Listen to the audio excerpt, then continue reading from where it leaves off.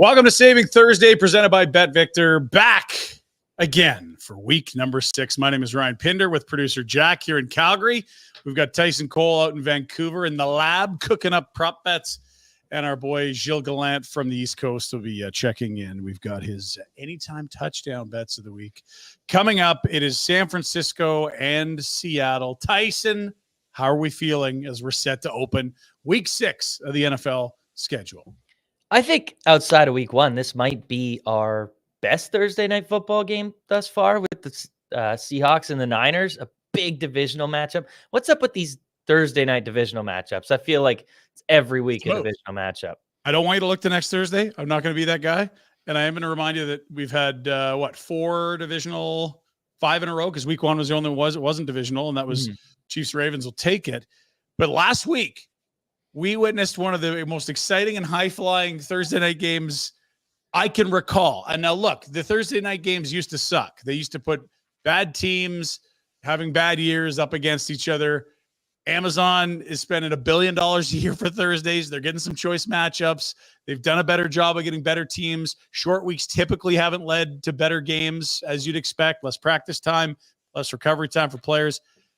Falcons-Buccaneers was an absolute banger last week. Yeah, that was crazy. I mean, I can't believe I forgot to mention last week and how big of a game that was. That was so exciting. I mean, Kirko Chainz, 500 passing yards.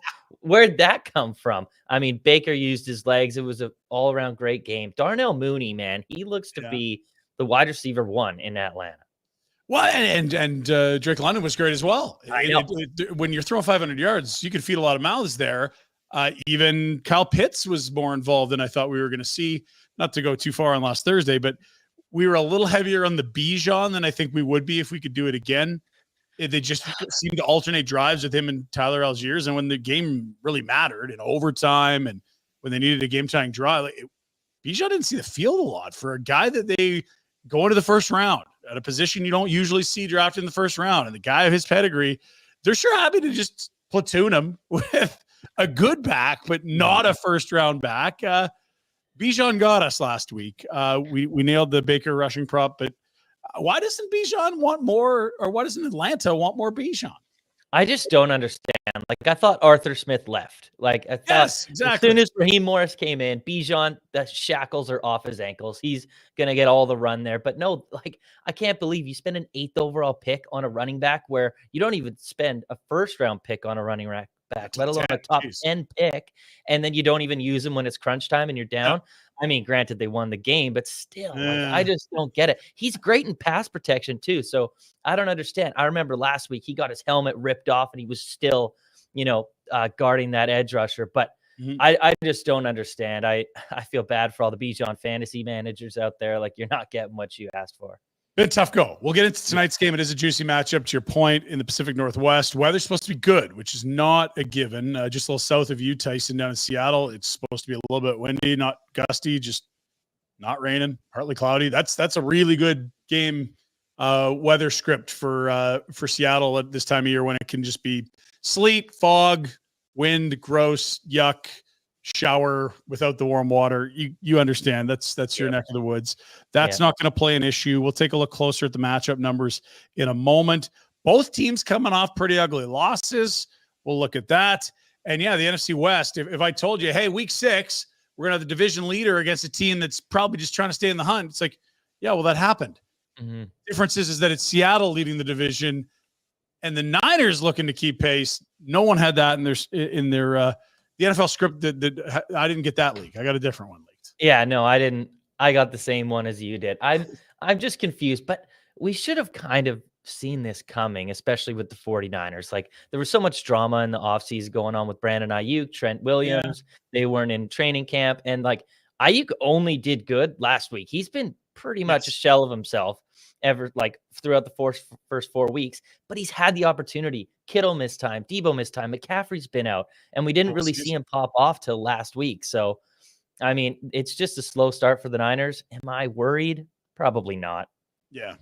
And here's the thing. They should have beat Arizona. They play a little smarter, don't turn over the ball in the fourth quarter. And you should have beat the Rams. You gave Stafford the ball and let him march down the field, I think, twice in the last 5 minutes there. So really, we could probably be quite easily talking about a not overwhelming 4-1 start, and they are the division leaders. So lots of runway left. They had the hot start last year. They'll trade that for some better results in January, I'm sure. Twice now, this group losing in the Super Bowl final. Let's get some league notes. Week 5 in the books. Nobody liked it less than Jets owner Woody Johnston, who has parted ways with his head coach, Robert Saleh, gone. And there's a new job description. What is it, a promotion for Nathaniel Hackett, producer Jack? Is that what I'm seeing? Let's go to our screen here, because I know Saleh out. You always, he's not going to be the new head coach, but what's Nathaniel Hackett got? Oh, there it is. See, look, he's bringing coffees to the Jets. At least his key fob still works, Tyson. Yeah, I mean, I'm surprised. This Jets offense has really been bad, and I can't say that I'm surprised. I mean, I had Nathaniel Hackett in Denver for that pitiful season, and it was brutal. The offense couldn't move anything, and I mean, everyone kind of blamed it on Russ, but like, it was Hackett, man. Like, it's just telling that the last 2 seasons with the Jets have been the same. I think I saw a stat that they averaged 93 points for last season and 93 points I got it for you. This season. 2-3 with 93 points. Yeah. Both Zach years. Wilson, all but like 1 series, like 4 snaps last year, and Aaron Rodgers with a new O-line. Exact same results by those 2 measures. I mean, that's Hackett. That's Hackett. He's not. I don't know how he still has a job. I feel like, Robert Saleh was kind of the scapegoat there. I feel like you kind of have to switch OCs rather than head coaches. Jack just showed us, Tyson. Like, the reason he still has a job is he wants to see the coffee. I actually saw that Saleh wanted to fire Hackett before he got fired. I read that yesterday.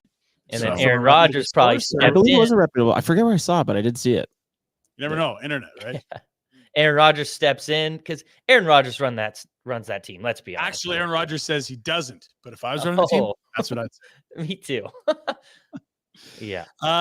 Jets trouble. A London loss. We knew Minnesota was good, but it's more just the manner in which they're playing. So, man, we'll follow that one, because it feels like you should see more on the offensive side of the ball when you've had some explosive games early from Breece Hall. You've seen some surprisingly impressive runs from Braylon Allen.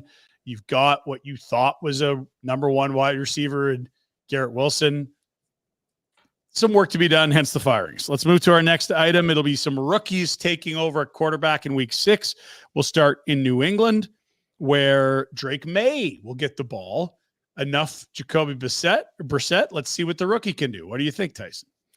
I mean, I'm excited to see Drake May, but at the same time, like, you're putting him in a terrible situation because David Andrews is out for the year. Their center, probably their best offensive lineman. We covered the New England Patriots a couple weeks ago, and they were decimated on the O-line. And I mean, I still think they are. So Drake May's just going to kind of be running for his life out there in the backfield. He's not going to have that much time. I'm excited to see him because, who's wants to see Jacoby Brissett anymore. We've seen that. We know what he is. Yeah, exactly. So let's get Drake May in there, but I'm a little hesitant and worried for the rookie there. Another rookie quarterback would be Spencer Rattler. Good name. He takes over for Derek Carr, who was the MVP of the season 2 weeks into the season, which is why they don't give away MVP awards just 2 weeks into the season. I don't know if you know that, Tyson. Well, I do. Whole season matters. But for those 2 weeks, he was great. Yep. And then, I mean, he's really fallen off since then. And I mean, you kind of had to see that coming. Like, it was a great. Alvin Kamara wasn't going to run for 4 a week. Is that what you're telling me? Yeah, pretty much. Okay. But also, like, Rashid Shaheed, he was great in the first 2 weeks, but then it's like, okay, now we know what they do a lot, deep ball. So you saw Kansas City last week. They always had the deep safety there to make sure that there was. Where's Olave? Yeah. Where's Olave? He's not even the best receiver on his team. It's Shaheed. Like, I don't know where Olave's been. I was off this Saints offense kind of the whole year, like throughout the off season. And I mean, I felt pretty stupid after week 2, but now I'm kind of liking where I'm at. But going on Spencer Rattler, I mean, I'm excited because, he was supposed to be a top 3 pick coming out. Really? Yeah, he was. And then he really fell off. He had a terrible season. I think it was I'm not going to pretend like I know where it is, South Carolina or something. But he really had a down season. And I think he fell to like the 5th or 6th round this year. But, there was that pedigree that he had before. Sam Howell was kind of the same way. He was supposed to be a top pick, and then he fell really late. And he looked decent in Washington the last 2 years. So I mean, he plays in Seattle tonight. Yeah, he's riding pine. But right. I mean, we'll see. We saw what Jake Haener was kind of at the tail end when Derek Carr went out last game, and you're not going to win with that guy. So may as well give the rookie a shot. You drafted him for a reason. So what are you waiting for? See what you got in him. Set over a month, and if it's too big, you can always go to the more of the retread variety. Yeah. Sophomore Aiden O'Connell's going to take the reins in Vegas. I suppose you'd rather win 1 or 2 games and pick high again rather than win 6 or 7 with Minshew and pick lower. What are we thinking here? I mean, they're one of their, was it Christian Wilkins, one of their dynamic pass rushers? He's out. Adams is going to be traded, but that probably isn't done by the weekend. Raiders is looking like Disasterville. And to be fair, that's kind of what it's been for the bulk of the last decade. Yeah. I mean, I don't understand. I really don't care who they start at quarterback. It's like, you're going to start one guy who's bad or the other guy that's bad. Like, I don't think you're going to change much results. So, I mean, we saw what Aiden O'Connell was last year. I feel like he relied heavily on Jacoby Myers. So maybe it's a Jacoby Myers week, rest of season maybe. But he did have a nice little run there. Yeah, I just don't have high hopes. Like this quarterback change did not get me excited or anything at all. So your team, the Broncos, is beating the Raiders. My team, the Chargers, is beating the Raiders. Jack, is it your team this week that gets the Raiders? God, yes, and I hope they beat them. Jesus. Yeah. Got to run through the Saving Thursday gauntlet, Raiders. Yeah. Also, very inside baseball. Your 2 clubs, I think, squared off in week 2. Yes. Jack, his Steelers and my Chargers played in week 3. And our teams are set to clash this week, Tyson. We will have already had all 3 head-to-heads by the end of week 6. I am taking Denver with the points. That's how confident I am in the Chargers coming off of by the way. I feel like good last 2 weeks. So we'll that'll be a little side bet for the chat. We can update next week, see who owes who what sort of embarrassing punishment or something along those lines. Finally, it's still the Vikings looking good, and it's still the Chiefs very unsexy and undefeated. Usually those uns don't go together. Kareem Hunt and Juju Smith-Schuster thinking it's 2019 here. This is weird. Yeah. If Juju's in the league, then I don't know. Yeah. He had a great game. I mean, I picked him up in a couple fantasy leagues because I'm like, if they don't add another wide receiver, which I think they will, Juju's probably going to play that slot role where Rashee Rice was so dominant. But also, Travis Kelce's back. Yeah. Like, all it took was Rashee Rice to not kind of cover the middle, and then Travis Kelce just exploded. So, I mean, that's kind of good for the Chiefs offense. And then if you can get kind of an outside receiver, maybe like an Amari Cooper, because I don't think the Raiders are going to trade Devontae Adams in division. So I doubt it, because it's going to take a new deal. It's not going to be like, it's only a couple months. It's going to be years of seeing him with Mahomes ruin you twice a year. I'm kind of with you on that. Yeah, exactly. And also, like, I feel like you kind of only need a 1-year replacement. Sure, because you're going to have Rice and you're going to have Worthy. He's going to be not a rookie next year. Yeah, Hollywood's only on a 1-year deal, but I mean, I don't know if they'll bring him back. They haven't even seen him. But they've given up on Sky Moore, right? Why don't they bring back Kadarius Toney? That guy was great. They lost the rule with that guy, didn't they? Let us move to the teams and the odds. Tonight's contest again in Seattle. It's the 3-2 Niners, 2-3 Niners against the 3-2 Seahawks. Updated odds, over unders, and money line. Let's take a look at the spread 3.5. The over under is changing. If you like the over, go get some of this at Bet Victor, because it's moved to 49, even 49.5 in a lot of places. Still 48.5. So if you dig you some high scoring, get a free point versus some other books around there. And yeah, it's going to be the Niners that are heavily favored here. Certainly we'd all think the better teams, but not the better results, as we talked about 2 games looking like wins that they turn into losses. I think when I look at this, I understand all those numbers in the sense that, I feel like San Fran should be favored. And I think the nature of Seattle's loss last week really has put a lot of doubt into what the Seahawks are, because we know they have some weapons, and that's a great looking running back, and this receiving core could be really nice. And I've heard the defense has improved, and remember when they used to have good defenses, that was great. They've allowed 71 points in the last 2 weeks. Wow. The Seahawks are not a dynamic defense, even though you may have thought so after they played Denver, New England, and Miami with Skylar Thompson. Stunner. Yeah, I mean, the Legion of Boom days are far past them. Like, they tried to recreate it, but it's not what it is. And especially with defensive coordinator from the Ravens coming over, Mike McDonald, as your head coach, you kind of figured that this would be an improved defense, but really hasn't shown to be that. Now, I do think they're a little banged up on the defensive side. We'll go over that later with the injuries. But I mean, like you said, they played some kind of weak opponents in the first 3 weeks that kind of probably made them look better than they actually were. So I don't really know. I'm kind of low on the Seahawks, especially in this game. I kind of edge toward the Niners, but I mean, they've blown some pretty incredible leads as well. So we'll see. Seattle's played not a lot. Denver, I mean, lovely. They're trying hard. You've been impressed the last 2 weeks, but no one's thinking this is a contender. New England is clearly in rebuild. They're switching to the rookie quarterback. Miami without Tua has not looked like a good football team. Not even with Tua, there were some question marks, excuse me. Detroit's heck of a team. They went punch or punch with Detroit. They lost that back and forth, touchdown fest, which was a fun one a few weeks ago. And I think we thought the Giants were a bad team. Without Malik Neighbors, they torched the Seattle defense last week.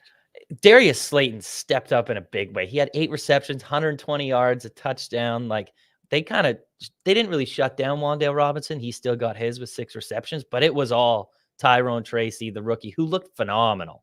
By the way. Yeah, that's right. As soon as Singletary comes back, I feel like Tyrone Tracy, just after this last week, has earned himself more snaps and a bigger role in this offense. But I mean, does that not just show you that the Seahawks defense maybe isn't that good, and maybe the Giants offense is? Because they did it without Malik Neighbors, who's been one of the best wide receivers this whole season. So I'm a little bullish on this Seahawks D.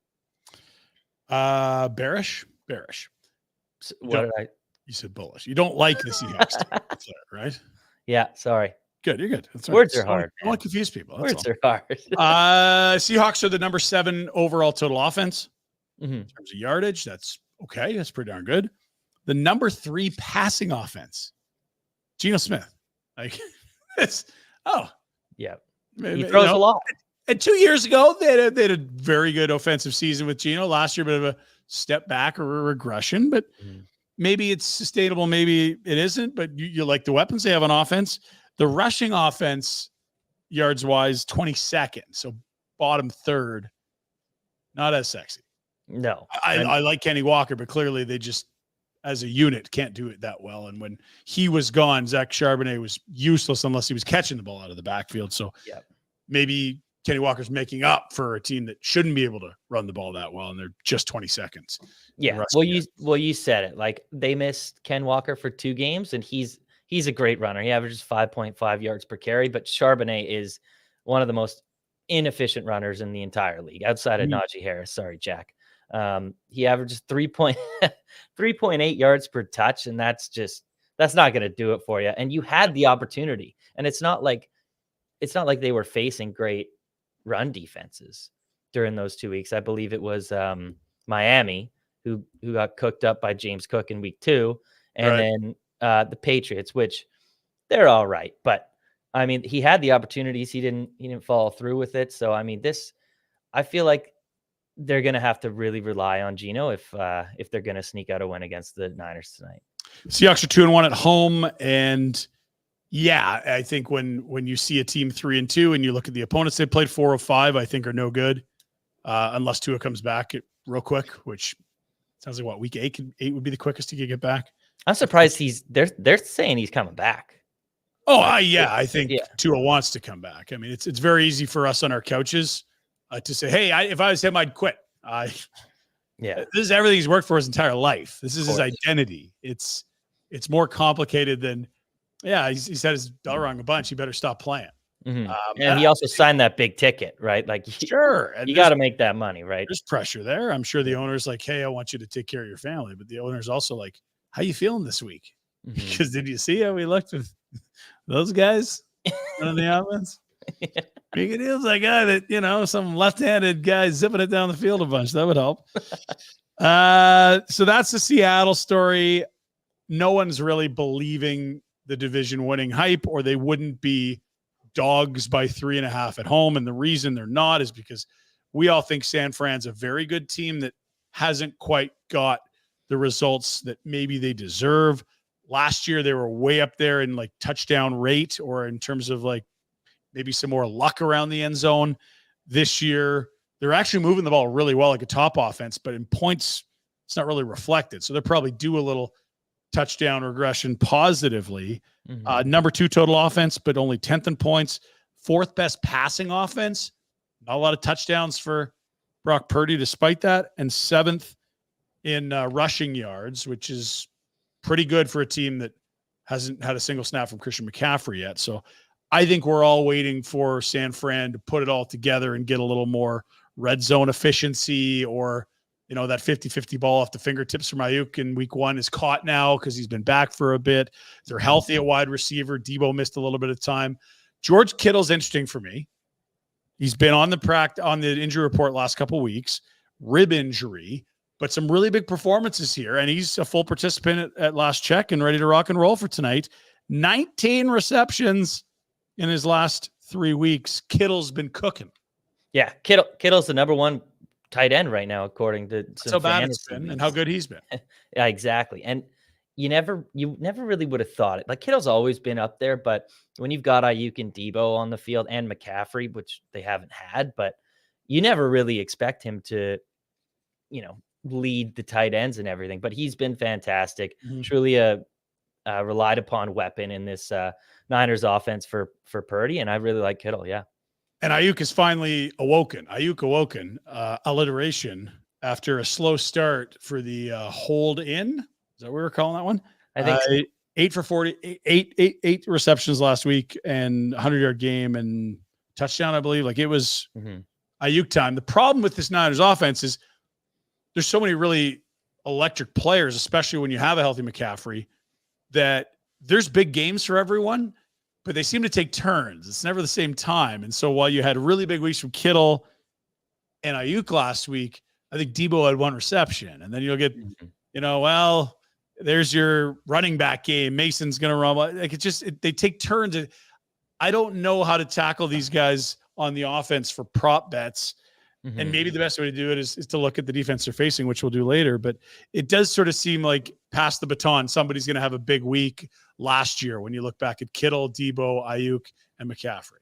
Yeah. I mean, there's always one of those, the trio that's going to go off. You just got to pick the right one, and that's not always easy. But last week was Ayuk, and hasn't been Ayuk all season. So it's kind of nice. And I'm sure the Niners are loving it. Like, okay, we just paid this guy $30 million. Finally, he's fully proven that, he's worth that money, and hopefully they can continue to roll with him. But I'll get into some picks later. We will. Let's go to the injury report. Producer Jack, who is missing? Who is dinged up? We'll start with Seattle. Yeah, we'll start with Seattle. Byron Murphy's going to be out again, their 16th overall pick, defensive end. Reek Woolen, their star cornerback, is also still out this week with that ankle injury. Julian Love, strong safety, questionable. Derek Hall, an edge rusher, is questionable as well. And Boye Maffey, he's a middle linebacker. He missed the last 2 weeks, has a chance to come back and start on the defense this week. All defensive players you mentioned. All defensive players. Of note. Tyson. Yeah, they're banged up. They're banged up for sure. I mean, and if a lot of them are going to be out tonight, then I feel like it could be a big Niners explosion offensively, especially after, kind of starting the season really lackluster. Now you've got your 3 weapons. Let's go use them all. Fair enough. Okay. So, and again, that's probably why Danny Dimes looked good without Malik Neighbors last week. That defense is reeling with injuries. On the Niners side of the football, Jack? Niners side, Chardavius Ward, their top cornerback. He is questionable with a knee injury. And then Jordan Elliott, he stepped in for Javon Hargrave, who was out for the year with an injury. He is going to be out tonight. So they're a little thin on that interior defensive line. Ooh. Okay. So that may help Might be the good for Seattle Kenneth Walker. running game. We Mhm. shall see.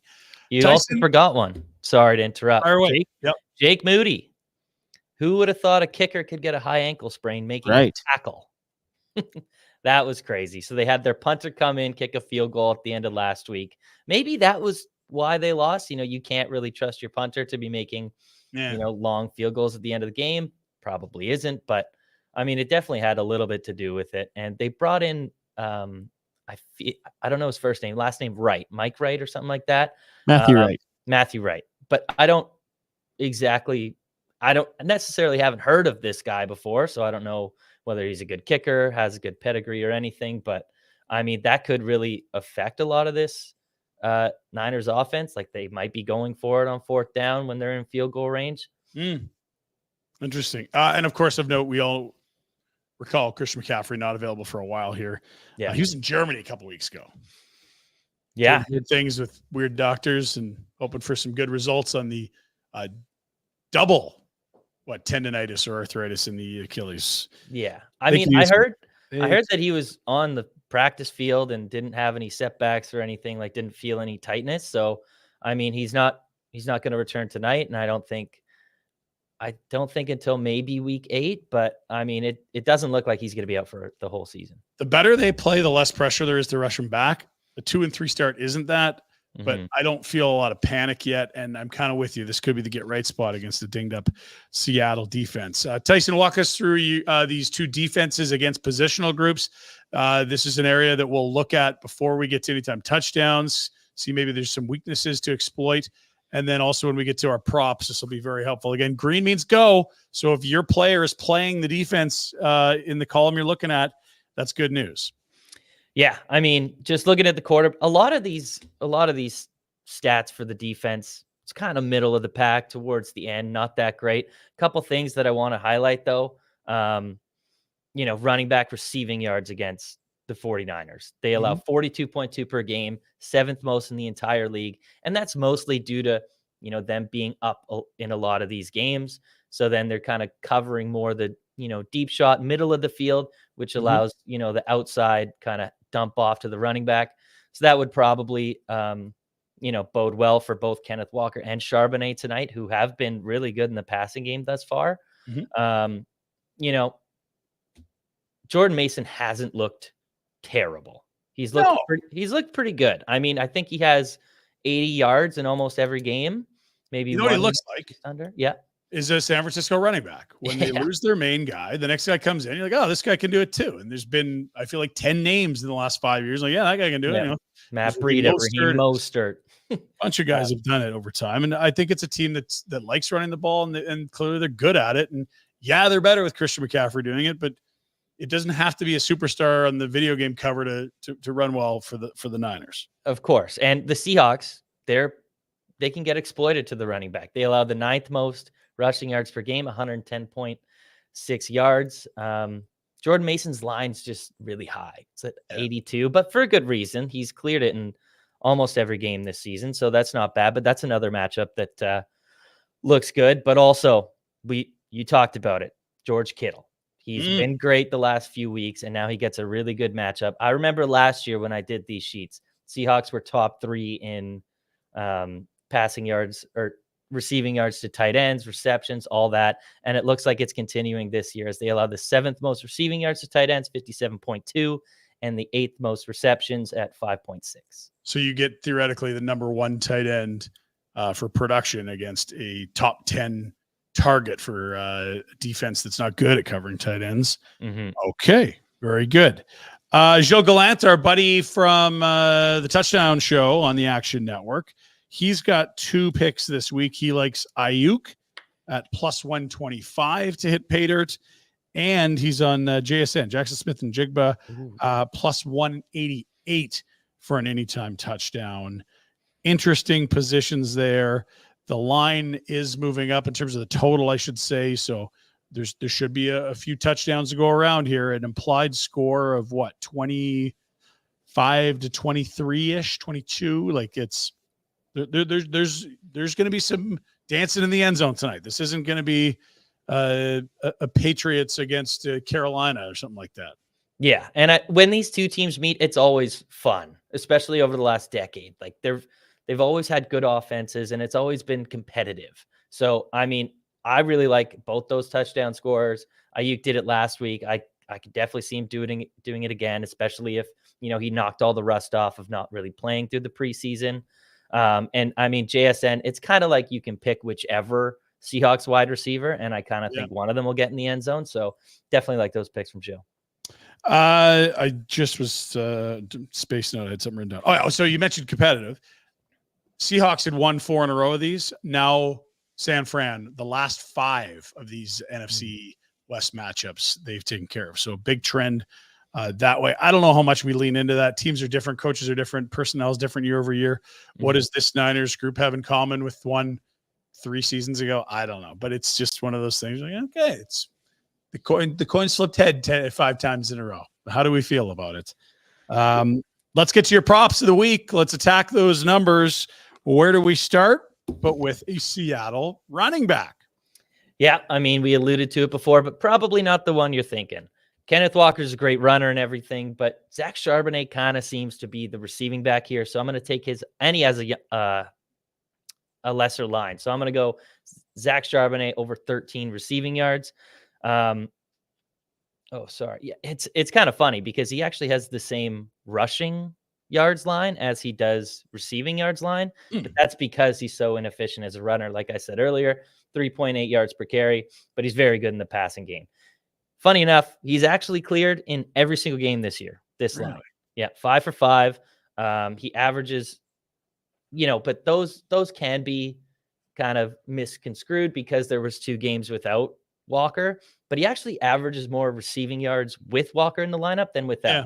He averages 29 with Walker, 23.5 without Walker. And like we just showed on the sheet, Niners allow the 7th most receiving yards to running backs. They've allowed a running back, an opposing running back, to go over their receiving yards every single week this week. Jeez, even a backup with Antonio Gibson having 67 receiving yards in a game. So I definitely love this line for Charbonnet. And I mean, Kenneth Walker's been getting it done too. So if you prefer Ken Walker, then you can go with him as well. Both of them got fed in the pass game too. 7 receptions for Walker last week, 4 for Charbonnet. But you nailed it. One can do both. The other is only good at one. Charbonnet much better at receiving the ball rather than rushing it. And Walker's doing both. And 11 passes to the running backs last week. Yep. You get half to that total. I bet you we get the over on this one. Charbonnet over 13.5 receiving yards. That a minus 120 on Bet Victor. Next bet, we go to a Niners offensive player. What do you like? I was debating between George Kittle because of the matchup, because of how good he was this week, but I'm going to go with Debo. Kind of like a squeaky wheel game because he was not really included in the offense at all last week. He had 3 targets. I think he had 1 reception. Like, wasn't used at all. But the reason I kind of came to this is because of the matchup, the coverage that Seattle's defense runs. They run the 14th most zone coverage, 75.3%. And Debo's the zone receiver to target in this Niners offense. I remember last year when both Ayuk and Debo were going, it would be like, okay, does this team run man coverage? You target Ayuk. Does this team run zone coverage? You target Debo. And that's what we're going to do with the Seahawks tonight.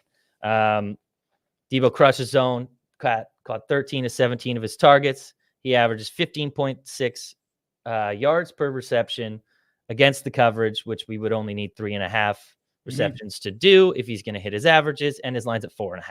So I think that's a pretty big swing there. He's cleared this line in only 2 out of 4 games this year, but the one that he missed, he had 54. So we just got hooked there. He averages 58.3 per game, and the Seahawks defense, they're middle of the pack. They're 20th against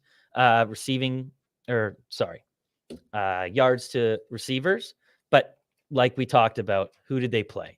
The first 3 weeks, they played Bo Nix, rookie quarterback, in his first start. They played the Patriots, who have the second lowest PFF grade for like offensive PFF grade. Skylar Thompson. And then Skylar Thompson. Danny Dimes without neighbors. Yeah, it looks better than it is by the stats just by virtue of who they played. Mm-hmm. And we just walked through their injury situation. They're not better against the pass with the 5 defensive players we mentioned and you heard producer Jack talk about. So it's Deebo Samuel, 54.5 yards receiving. I still got some more on Deebo. Over at minus 120. And we also have a comment that this is good. How's Deebo doing tonight? My fantasy team needs a big game from him. So Gary or Jerry or whatever we're saying there, you should be happy. Gary, your boy, Deebo, Tyson likes. Give us more. Well, if you just look at the head-to-head matchups, Deebo goes off against the Seahawks. In his last 5 games against the Seahawks, this is his receiving yards. 156, 44, 133, 79, 149. So he just crushes them. So I absolutely love Deebo. And it's because they run a lot of zone, which Deebo can definitely exploit. The zone killer. Yeah. Okay, so we got a Seattle running back. We have a Niners wide receiver. We have 2 overs. What else? We have a third prop of the day. Where are you taking us? Well, we're finally going to be betting an under, and you dared me with this opportunity to take an under. I've only taken over, so we'll try this out. Originally, I kind of wanted to go with JSN under 5 receptions, but that line moved to 4.5.